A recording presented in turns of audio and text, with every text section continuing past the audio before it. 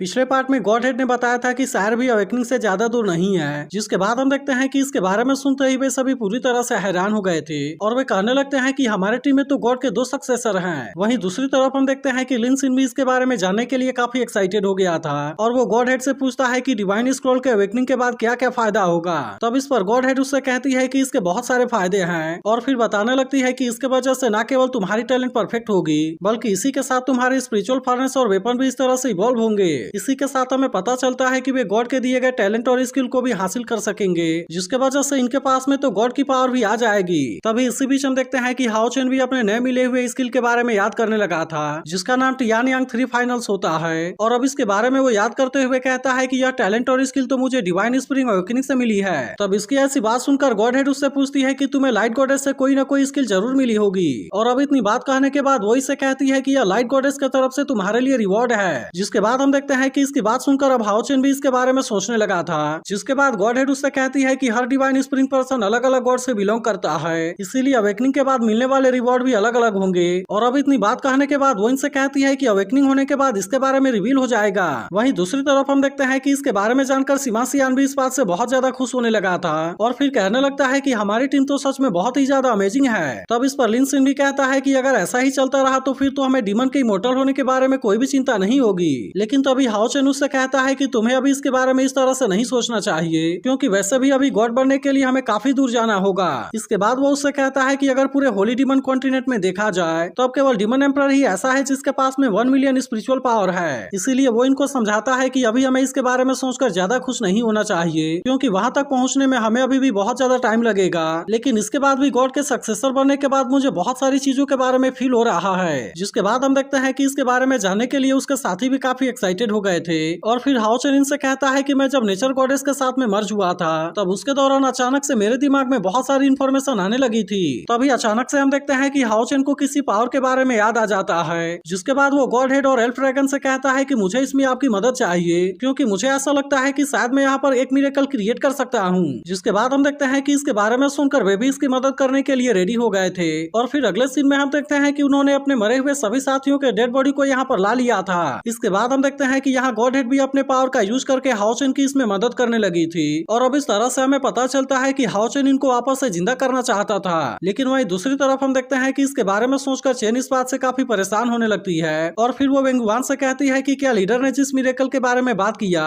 क्या सच में वह यहाँ पर काम करेगा। तब इसकी ऐसी बात सुनते ही जेंगू से कहता है कि मुझे हाओ चेन के ऊपर पूरा यकीन है। जिसके बाद वेंगुआन भी चेन से कहती है कि तुम्हें इसके बारे में सोचकर ज्यादा परेशान नहीं होना चाहिए, क्योंकि अगर कोई ऐसा मिरेकल क्रिएट कर सकता है तो वह केवल हाओ चेन ही है। वहीं दूसरी तरफ हम देखते हैं कि अब हाओ चेन भी इस प्रोसेस को स्टार्ट करने के लिए रेडी हो गया था और फिर वो गॉड हेड से भी इसे स्टार्ट कर देने के लिए कहता है। जिसके बाद हम देखते हैं कि इसके बारे में सुनकर अब गॉड हेड भी इसके लिए पूरी तरह से रेडी हो गई थी और अब इस तरह से वो अपने पावर को यहाँ पर रिलीज करके हाओ चेन की इसमें मदद करने लगती है। लेकिन इसके बाद हम देखते हैं कि अब यहाँ पर जो भी होने वाला था उसकी पूरी जिम्मेदारी हाओ चेन के ऊपर थी और इसीलिए गॉड हेड भी अपने पावर को रिलीज करके वहां से वापस आ जाती है। जिसके बाद हम देखते हैं कि अब हाओ चेन भी इनको वापस से जिंदा करने के लिए पूरी तरह से कोशिश करने लगा था और फिर वो कहने लगता है कि मैं अब यहाँ पर नेचर गॉडेस के अथॉरिटी के जैसे बिहेव करने वाला हूँ और इसीलिए मैं यहाँ के सारी चीजों के विटैलिटी को कंट्रोल कर सकता हूँ। इसी के साथ वो कहता है कि मैं तो लाइट गॉडेस के अथॉरिटी को भी रिप्रेजेंट करता हूँ और इसीलिए इस तरह से मैं लाइफ के ओरिजिन का चार्ज लेता हूँ।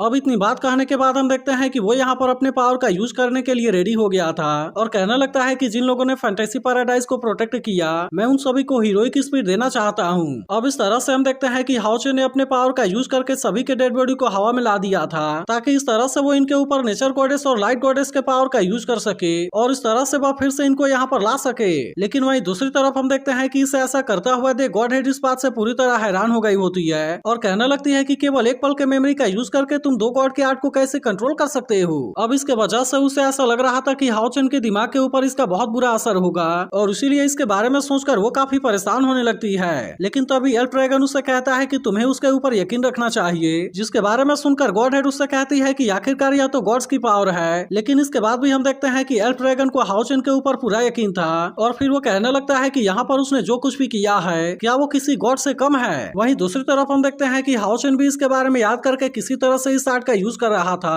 ताकि इस तरह से वो अपने मारे गए सभी साथियों को जिंदा कर सके। लेकिन इसके बाद भी हम देखते हैं कि ऐसा कर पाना इतना आसान नहीं होता, जिसके वजह से अब उसके बाकी साथियों को भी इसके बारे में चिंता होने लगी थी और वे भी किसी तरह से यहाँ पर मारे गए सभी लोगों को जिंदा होते हुए देखना चाहते थे। तभी इसी बीच हम देखते हैं कि हाओ चेन डूजी के साथ में बिताए हुए पलों के बारे में याद करने लगता है और कहने लगता है कि तुम मुझे मोस्ट टचिंग आई को याद दिलाते हो और इसीलिए मैं उम्मीद करता हूँ कि जब तुम हंस रहे थे तो उनके पलों के बारे में तुम्हें याद हो। अब इस तरह से हम देखते हैं कि वो इनके साथ में यहाँ के बहुत सारी चीजों के बारे में बात करने लगा था और फिर कहने लगता है कि यहाँ की हवा भी बहुत कूल है और जब ये तुम्हारे फेस के ऊपर जाते हैं तो वह भी कूल हो जाते हैं। इसके बाद अगले सीन में हम देखते हैं कि इनके सभी मरे हुए साथी एक जगह पर होते हैं जहाँ पर हाओ चेन अभी भी इनके बारे में बहुत तरह की बातें कर रहा था। फिर वो कहने लगता है कि प्लम फ्रूट बहुत ही स्वीट होते हैं और तभी इसी बीच हम देखते हैं कि एक लड़का डूजी को भी एक एप्पल खाने के लिए देता है, लेकिन वहीं दूसरी तरफ हम देखते हैं कि इनके डेड बॉडी के अंदर अभी भी कोई हलचल नहीं हो रही थी, जिसे देख चेन परेशान होते हुए कहने लगती है कि यह तो अभी भी काम नहीं कर रहा। लेकिन इसके बाद भी हम देखते हैं कि हाओ चेन अपने तरफ से पूरी कोशिश कर रहा था और फिर वो कहने लगता है मैं उम्मीद करता हूँ कि तुम्हें मेरे साथ में बिताए हुए सारे पल के बारे में याद हो, क्योंकि मैंने उन सारे पलों के बारे में बहुत ज्यादा मिस किया है। लेकिन तभी इसी बीच हम देखते हैं कि हाओ चेन भी इमेजिनेशन में वहाँ पर आ गया था, जिसे यहाँ पर देखते ही डूजी काफी खुश हो जाता है और फिर वो इसे अपने पास वाला एप्पल देते हुए कहता है कि तुम इसे टेस्ट करो। जिसके बाद हाओ चेन भी इसे टेस्ट करते हुए कहता है कि यह तो सच में बहुत ही स्वीट है। लेकिन फिर इसके बाद वो डूजी से कहता है कि चलो अब मैं तुम सभी को अपने साथ लेकर चलता हूँ, क्योंकि हम सभी अब एक साथ में अपने घर जाने वाले हैं। जिसके बाद हम देखते हैं कि अब डूजी भी इसके लिए रेडी हो गया था और अब इस तरह से हम देखते हैं कि यहाँ पर बहुत सारी पावर रिलीज होती है। लेकिन अब इसी के साथ हम देखते हैं कि यह प्रोसेस भी पूरी तरह से कंप्लीट होने वाला था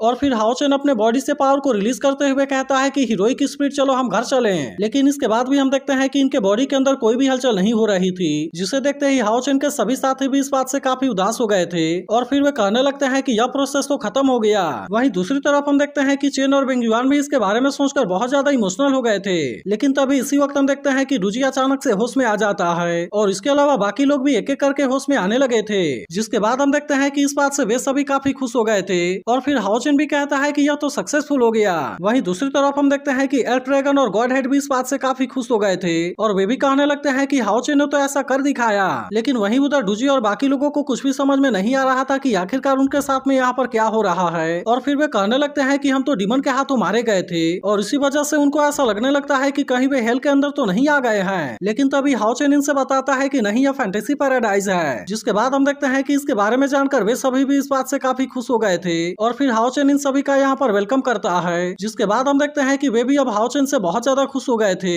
और फिर वे खुश होते हुए बार बार हाओ चेन को हवा में उछालने लगते हैं। तो अगर एक्सप्लेनेशन अच्छी लगी हो तो वीडियो को लाइक और इस पर एक कमेंट करके जरूर बताना। लेकिन अगर आपने इसके पिछले एपिसोड को मिस कर दिया हो तो लेफ्ट वाली वीडियो भी जरूर देख लेना।